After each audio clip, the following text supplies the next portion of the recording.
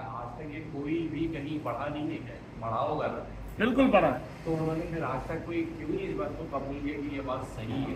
انہوں نے وسیلے کو ایک بہت ہی خطرناک چیز پیش کی ہے. ایسا کیوں ہوا ہے؟ اصل میں جو ہے نا یہ ایک بات بڑی واضح ہے کہ پیر کا ادب کرتے کرتے نا مرید بھی جو ہے وہ دوزخ میں گر جائے گا. اس سے یہ جانب پیران عظام ہے، اس سے یہ مراد نہیں ہے، بلکہ اس سے کہنے کا مقصد یہ ہے کہ اپنے جو ہے وہ اساتذہ کہہ لیں یا اپنے جو طائفہ کہہ لیں یا جو عقیدے کے جو بڑے ہیں ان کی جو ہے نا ان کے پیچھے پیچھے جاتے جاتے اس مقام تک چلے گئے کہ پھر حق بات سے جو ہے نا وہ ان کی آنکھوں کے سامنے جو ہے نا بالکل پردہ ہے. اب آپ یہ دیکھیے کہ اعلیٰ حضرت کو ہم سب مانتے ہیں، ہمارا عقیدہ ادھر جا کے جڑتا ہے، وہ عاشق رسول صلی اللہ علیہ وسلم.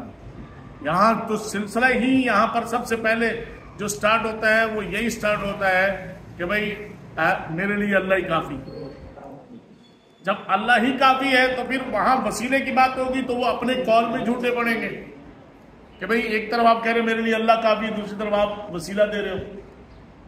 اور پھر جو ہے تیسری بات کہ بھئی ان کے عقیدے میں عجیب و غریب ساری گڑبڑ ہے. کچھ کے عقیدے میں یہ ہے کہ معاذ اللہ اللہ جھوٹ بول سکتا ہے. ان کے عقیدے میں یہ ہے کہ انبیاء علیہ السلام، یہ جو سلفی ہے وہ اتنی بڑی داڑھی والا وہ جو رومال یوں کر کے بیٹھتا ہے وہ عجیب نمونہ آدمی ہے.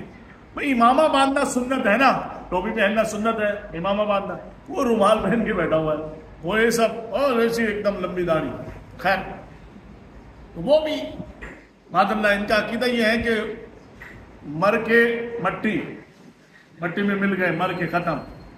تو اب جو ان کے پیروکار ہیں، جو ان کے شاگرد ہیں، اگر وہ حیات نبی بھی صلی اللہ علیہ وسلم پر آپ درود پڑھتے ہیں، آپ دعا مانگتے ہیں، استغاثہ کرتے ہیں، اس کا مطلب یہ ہے کہ حضور سنتے ہیں. فریاد جو کرے امتی حال زار میں، ممکن نہیں کہ خیر البشر کو خبر نہ ہو. بھائی آپ کی بات کو فرشتے سن رہتے ہیں، آپ کی بات کو جدید اس دور میں جو ہے نا وہ آپ کی بات کہاں تک امریکہ تک اور کہاں تک جو ہے نا شکاگو تک سنی جاتی ہے. تو یہ تو سب کچھ ہے، لیکن ادھر پھر یہ ماننا پڑے گا کہ حضور صلی اللہ علیہ وسلم سنتے ہیں. اگر سنتے ہیں تو مر کے مٹی میں، تو وہ اوپر جو گرو بیٹھا ہوا ہے وہ پھر گرو جھوٹا ہوگا تو نتیجہ تن سارا جو ہے نا سارا. تو یہ سارا گناہ کے بنیاد کر کے بن کے ایسا رکھا ہوا ہے. حالانکہ یہ ایسا سویٹر ہے یا ایسا جو کپڑے کا کام کرتے ہیں نا بہت ایکسپرٹ ہیں، وہ ایک دھاگا کھینچیں گے سارا کا سارا جو ہے نا وہ ہو جائے گا. اس طرح جب اہل سنت کے علماء اکرام جب ان کے آپریشن پہ آتے ہیں نا تو ایک دھاگا کھینچتے ہیں تو سارا دھڑام سے.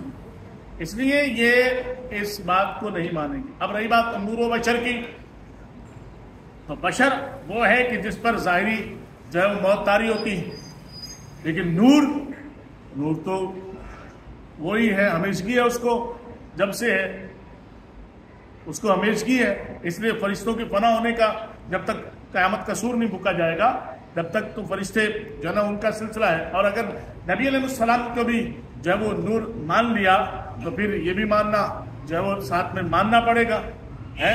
حالانکہ یہ مان رہے ہیں کہ روزہ اطہر پہ یہاں درود نہیں پڑھو، روزہ اطہر پہ جاؤ وہاں، تو یہاں پڑھو گے تو فرشتہ سن لے گا معاذ اللہ آمنہ کے لال صلی اللہ علیہ وسلم. تو پھر اگر حضور صلی اللہ علیہ وسلم درود سنیں گے تو پھر باقی گزارشات بھی تو سنیں گے، اور سنیں گے تو پھر وہ والا کہ ان کو دیوار کے پیچھے کا معاذ اللہ علم نہیں ہے تو پھر ان کا وہ پورا کا پورا جو ہے نا ستیہ ناش ہو جائے گا. جس طرح سے جو ہے وہ ہمارے اکابرین اہل سنت وہ حضور صلی اللہ علیہ وسلم کی محبت کی بات کرتے ہیں، وہ ہماری روح میں اتر جاتی ہے. اس طرح بے ادب جو گستاخ جو بد مذہب ہیں ان کے عقیدے کی بات جب آتی ہے تو ان کے اس میں جو ہے نا ان کے روح اور اس میں اتر جاتی ہے. اور آخری بات عرض کرتا ہوں، بات دراصل پتہ ہے کیا ہے، جس ڈبے میں جو کچھ ہوگا جیسے ڈھکنا ہٹائیں گے وہی نکلے گا باہر سے. سونے کی کان سے سونا ہی نکلتا ہے، کوئلے کی کان سے کوئلہ نکلے گا، چینی کی کان سے چینی نکلتی ہے، نمک کی کان سے نمک نکلتا ہے. ایسا نہیں ہے کہ سونے کی کان ہے اور نمک نکل رہا ہے، نہیں ایسا تو نہیں ہے. تیل کی کان سے تیل نکلے گا. اب اس طرح جو ہے جو نکلا ہی نور کی کان سے ہے. یا جابر ان اللہ تعالیٰ خلق قبل الشیء نور نبی کا من نور. اے جابر رضی اللہ تعالیٰ عنہ، اللہ رب العزت نے اپنے محبوب کریم صلی اللہ علیہ وسلم کو سب سے پہلے جو وہ اپنے نور سے پیدا فرمایا. تو اب اگر ہیرا ہیرے کی کان سے نکلتا ہے تو جو نکلا ہی نور کی کان سے ہے تو اس سے پھر کیا کہیں گے؟ نور ہی کہیں گے اس کا. اور پھر یہ ضروری تھا کہ اللہ رب العزت کی بارگاہ سے جو ہے وہ بندوں کے لیے رہنمائی دینے کے لیے اب فرشتے آپ کو اور مجھے نظر کیوں نہیں آتے؟ فرشتے آپ کو اور مجھے نظر کیوں نہیں آتے؟ چھوٹا سا سوال ہے. کیونکہ وہ نوری ہیں. اور پھر حضرت جبرائیل امین پھر جیسے آپ کو نظر نہیں آتے، حالانکہ تنزل الملائکہ والروح، تنزل الملائکہ والروح، تو یہ فرشتے بھی اترتے ہیں، جبرائیل امین بھی آتے ہیں. تو کبھی کسی نے دعویٰ کیا کہ فرشتے سے میری ملاقات ہوئی؟ نہیں نا. لیکن حضور یہ اس کو نظر آئیں گے جو نور خود نور ہوگا. تو حضور صلی اللہ علیہ وسلم کے پاس تو وہی آتی تھی، پھر رب سے ڈائریکٹ ہم کلام اللہ سمجھ. تو یہ سارے وہ سلسلے ہیں. اب ان کو مانیں گے تو پھر یہ والی دال نہیں گلے گی، کیونکہ یہ سب مذہب مسلک کریٹ ہوئے ہیں. کوئی تو انگریز نے کریٹ کیے اپنے اس کے لیے. ابھی آپ 400 سال 500 سال پیچھے چلے جائیں، آپ کو بہت سارے مسلک نظر ہی نہیں آئے.